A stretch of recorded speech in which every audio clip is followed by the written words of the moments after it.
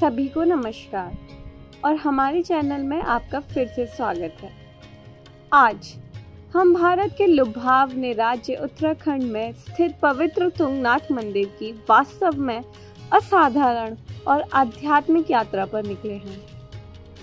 हमसे जुड़ें क्योंकि हम आकर्षक कहानियों को उजागर करेंगे और भगवान शिव को समर्पित इस प्राचीन मंदिर के रहस्यमय परिवेश का पता लगाएंगे। तो हमने हमारी यात्रा का प्रारंभ किया ऋषिकेश से रुद्रप्रयाग तक की बस से, जो कि हमने सुबह के कुछ 8 से 9 बजे के बीच में ली थी और जिसका किराया मात्र 300 रुपये था। ऋषिकेश से रुद्रप्रयाग पहुंचने के कई साधन हैं। यदि आप अपने वाहन से गए हैं तो आप आगे की यात्रा भी अपने वाहन से कर सकते हैं।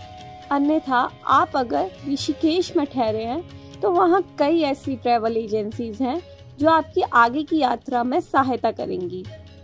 हमारे लिए ये थोड़ा महंगा था, इसीलिए हमने बस से जाने का निर्णय लिया। रुद्रप्रयाग पहुंचने के बाद हमें ज़्यादा कुछ पता नहीं था कि हमें आगे क्या करना है। कुछ पुलिस वालों से, कुछ वहाँ के स्थायी लोगों से जानकारी प्राप्त करने के बाद हमें पता चला कि यहाँ से सवारी वाली गाड़ियाँ जाती हैं जो मात्र 250 रुपये में ऊखीमठ तक पहुँचाती हैं। तब हमें पता चला कि हमारा अगला गंतव्य ऊखीमठ होने वाला है। ये जानकारी पाने के बाद हम रुद्रप्रयाग पर उन सवारी वाली गाड़ियों का इंतजार करने लगे। गाड़ी वाले लोग शुरू में बहुत ज़्यादा पैसे लेते हैं, परंतु यदि आप उन्हें ये दिखाएंगे कि आप पहली बार नहीं आ रहे हैं, आप पहले भी आ चुके हैं और आपको हर चीज़ की सारी जानकारी है, तो वह ऐसा नहीं करेंगे और हर इंसान के 250 रुपये के हिसाब से वो आपको ऊखीमठ तक छोड़ देंगे। ऊखीमठ पहुंचने के बाद हमारे सामने एक और प्रश्न था कि अब यहाँ से चोपटा कैसे जाया जाए। चोपटा वह जगह है जहाँ से तुंगनाथ की चढ़ाई की शुरुआत होती है। अब जब चोपटा जाना ही था तो हम सभी ने आपस में बहुत विचार किया और ये निर्णय लिया कि जिस गाड़ी में हम ऊखीमठ तक आए हैं उसी से हम आगे भी जाएं। तब हमने गाड़ी वाले भैया से काफ़ी विनती करी कि वही हमें आगे तक छोड़ दें, क्योंकि संध्या होने ही वाली थी और हमें ये नहीं पता था कि हमें आगे की गाड़ी कब और कहाँ से मिलेगी। तो हमने भैया को कहा कि वही हमें छोड़ दें आगे तक। वो शुरू में बहुत ही ज़्यादा पैसे मांग रहे थे, पर हमारे बहुत ज़्यादा आग्रह करने के बाद वो हर इंसान से 365 रुपये लेंगे, इस बात पर मान गए। अब हमें चोपटा पहुँचते पहुँचते शाम हो चुकी थी। चोपटा पहुँचने के बाद हमें इस बात का भान हुआ कि वहाँ तो बिजली ही नहीं है, और ये जानकर हमें बड़ा ही अचंभा हुआ कि यहाँ के लोग काम कैसे करते हैं। तब हमें वहाँ के लोगों से पता चला कि वह लोग अपना काम सोलर बैटरी से चलाते हैं और वहाँ बिजली का कोई साधन नहीं है।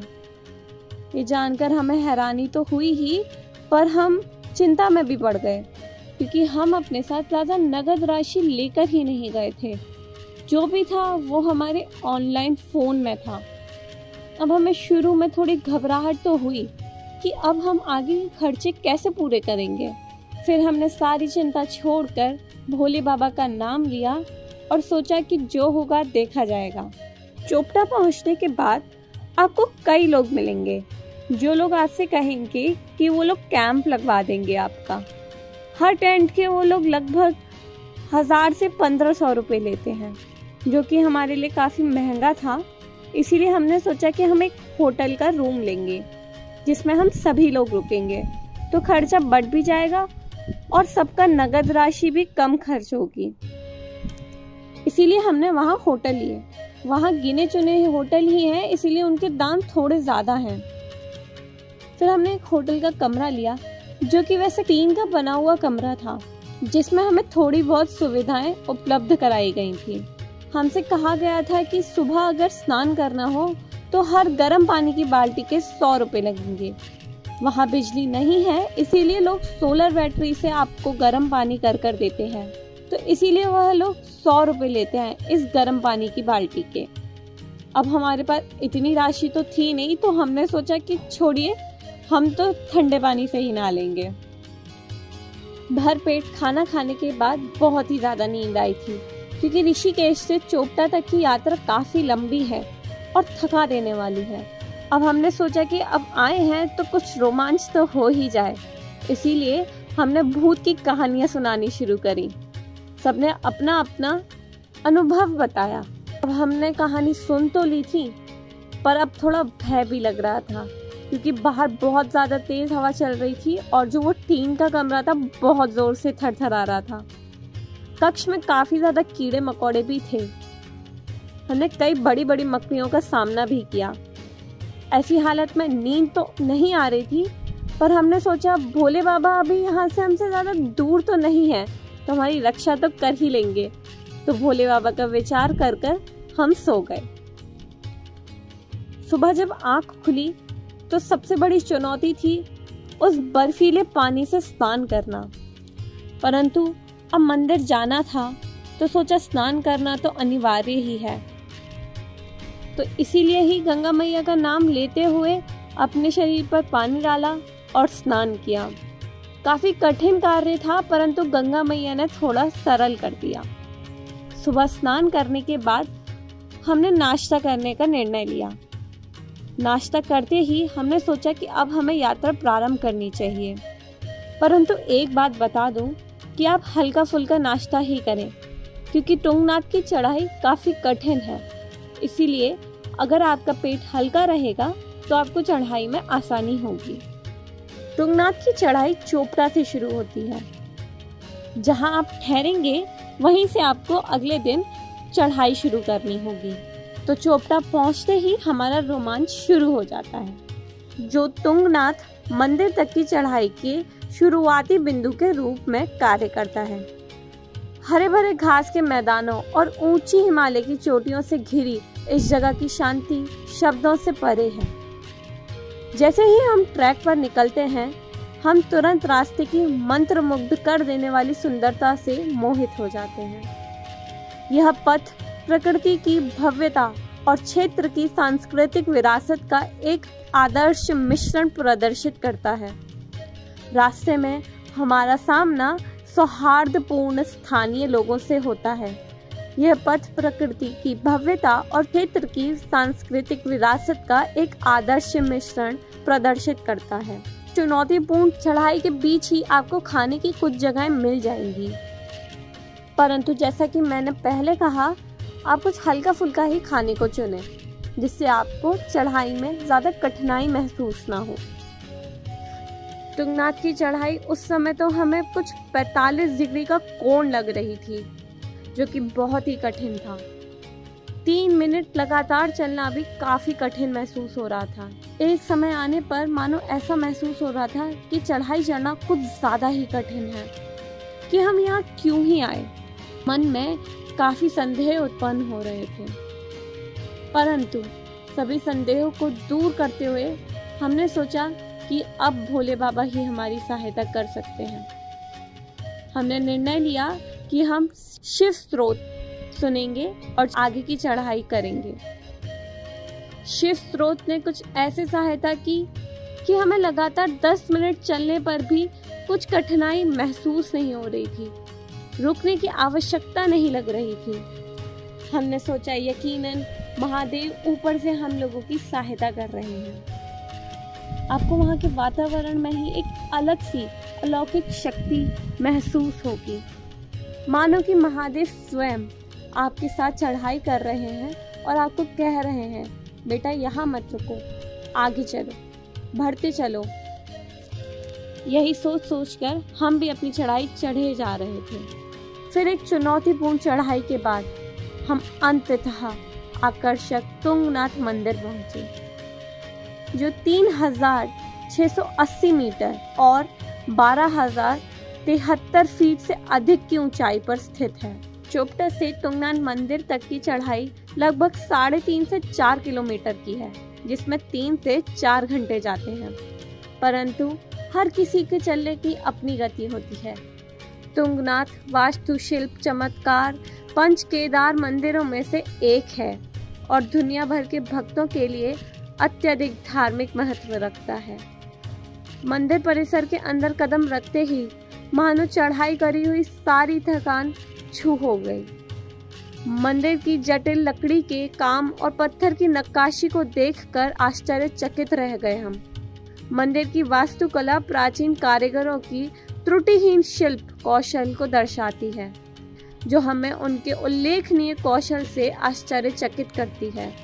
तुंगनाथ कई पौराणिक कथाओं में डूबा हुआ है, जिनमें से एक इस बात पर जोर देती है कि भगवान शिव ने स्वयं इस मंदिर को मानवता के सामने प्रकट किया, जिससे यह उनके लिए समर्पित पूजा का सर्वोच्च स्थान बन गया। ये किंवदंतियां हमारी यात्रा में रहस्यवाद की एक अतिरिक्त परत जोड़ती है। एक कथा और है जो कि महाभारत काल से जुड़ी हुई है, पांडवों से जुड़ी हुई है। तो कथा कुछ यूं है कि जब पांडव कुरुक्षेत्र का युद्ध जीत चुके थे, तब उनके मन में काफी ग्लानि थी और वह अपने पापों से मुक्त होना चाहते थे। वह अपने ब्रह्म हत्या और इतने लोगों की हत्याओं के पाप से मुक्त होना चाहते थे। भगवान श्री कृष्ण ने उनको सुझाव दिया कि आप महादेव की पूजा करें। सिर्फ महादेव ही हैं जो आपकी सहायता कर सकते हैं। श्री कृष्ण की बात मानते हुए पांडव महादेव को खोजने निकल गए।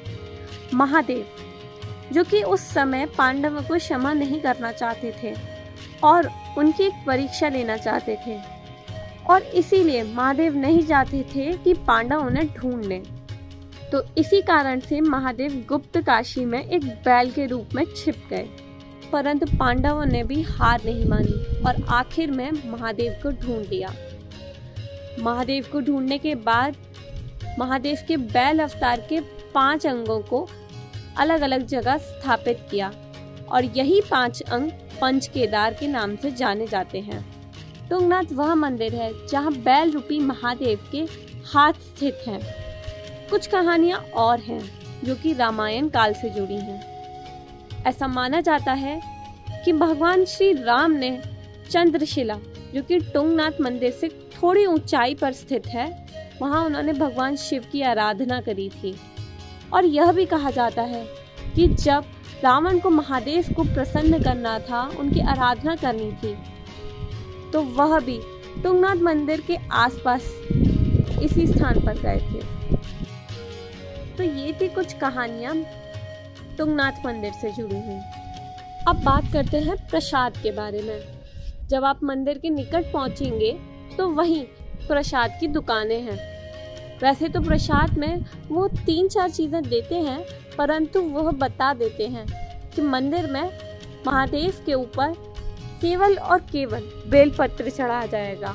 अब आप अपने पास से बेलपत्र लेके गए हैं तो ये बहुत ही अच्छा निर्णय है, परंतु अगर नहीं लेकर गए हैं तो वहाँ तो प्रसाद की दुकान वाले लोग आपको प्रसाद के साथ बेलपत्र भी देते हैं।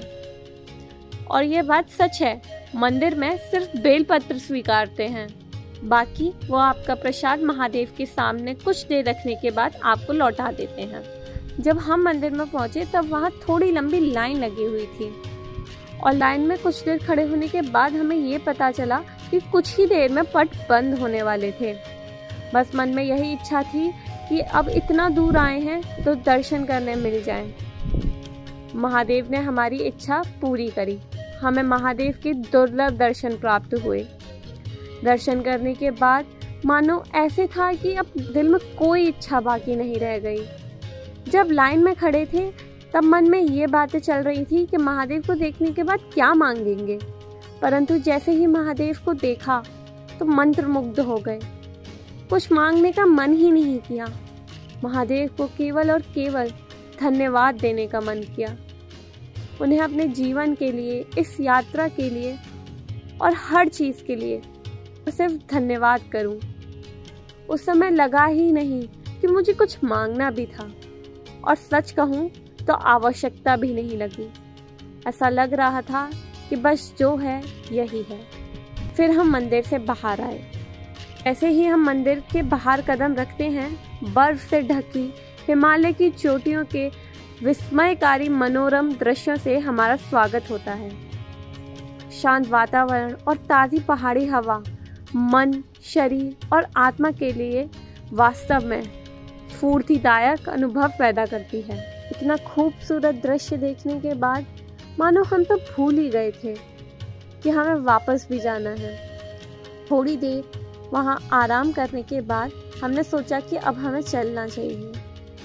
वैसे हम तो अपने साथ खाने पीने का ज़्यादा सामान लेकर नहीं गए थे, परंतु ये अच्छा होगा कि आप अपने साथ कुछ चॉकलेट या कुछ ताकत देने वाली चीज़ें या हल्का फुल्का खाने पीने का सामान अपने साथ लेकर जाएं, क्योंकि मंदिर के ऊपर जो भी खाने के स्थल हैं वो काफ़ी महंगे हैं। तो यदि आपकी भी हालत अगर हमारी जैसी हो कि आपके पास नगद पैसे कम हो, तो आप अपने साथ अपने पानी की बोतल और कुछ हल्का फुल्का सामान ज़रूर लेकर जाएं।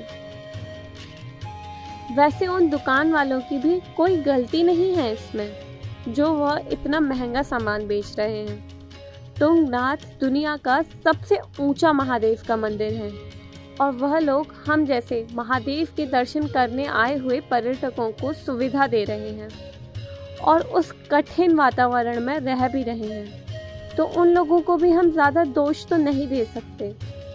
खैर, ये बात तो हुई मंदिर की और यात्रा की।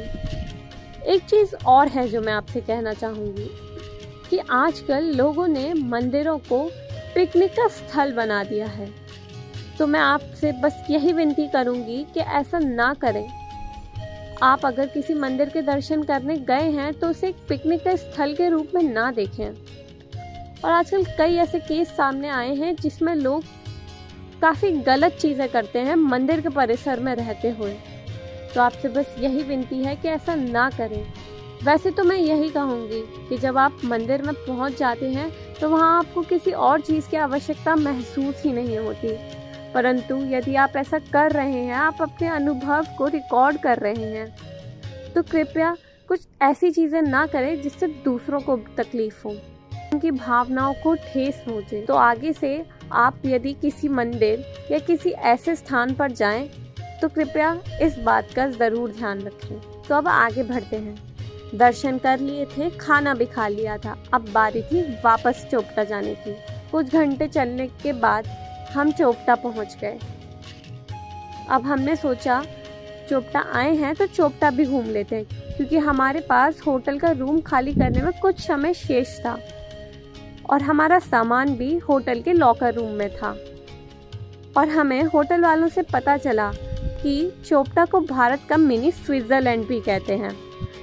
अल्पाइन घास के मैदानों और रोडोडेंड्रोन जंगलों से युक्त इसके सुरमय परिदृश्य प्रकृति प्रेमियों के लिए एक आदर्श आश्रय प्रदान करते हैं। हम चोपटा की खूबसूरती में मानो गुम से हो रहे थे। हमारा मन ही नहीं कर रहा था कि हम इस जगह को छोड़कर जाएं, परंतु हमारी यात्रा समाप्त हो चुकी थी और चोपटा से जाते जाते हम तुंगनाथ की अवर्णनीय सुंदरता और आध्यात्मिक महत्व पर विचार कर रहे थे। यह अनुभव मनुष्य और प्रकृति के बीच शाश्वत संबंध की विनम्र याद दिलाता है। मैं आप सभी को अपने जीवन काल में एक बार इस भावनापूर्ण यात्रा पर निकलने के लिए प्रोत्साहित करती हूँ। मंदिर के दर्शन भी हो गए थे और चोपटा भी घूम लिया था। अब समय था वहाँ से वापस जाने का। वापसी में हमने सीधा ऋषिकेश तक की एक कार बुक करी, जो कि लगभग 7,000 रुपये में हुई थी। तो पहले कार वाले भैया ने हमें ऊखीमठ पर छोड़ा और ऊखीमठ से हम सीधा ऋषिकेश पहुंच गए। ये लगभग 12 घंटे की यात्रा थी। ऋषिकेश पहुंचने के बाद हमारी यात्रा समाप्त हुई। आशा करते हैं कि हमारी इस यात्रा की कहानी में आपको स्वयं यात्रा करने का अनुभव हुआ होगा। और आखिर में बस यही कहूँगी कि दुनिया की सबसे ऊंचे शिव मंदिर तुंगनाथ की इस असाधारण यात्रा में हमारे साथ शामिल होने के लिए धन्यवाद। हमें उम्मीद है कि इस वीडियो ने आपको उत्तराखंड के इस छिपे हुए रत्न का पता लगाने के लिए प्रेरित किया होगा। अधिक आकर्षक यात्रा और उससे जुड़ी कहानी और रोमांच के लिए हमारे चैनल को लाइक करें, कमेंट और सब्सक्राइब करना ना भूलें। अगली बार तक खोज करते रहें और हमारे अविश्वसनीय ग्रह के आश्चर्यों से जुड़े रहें।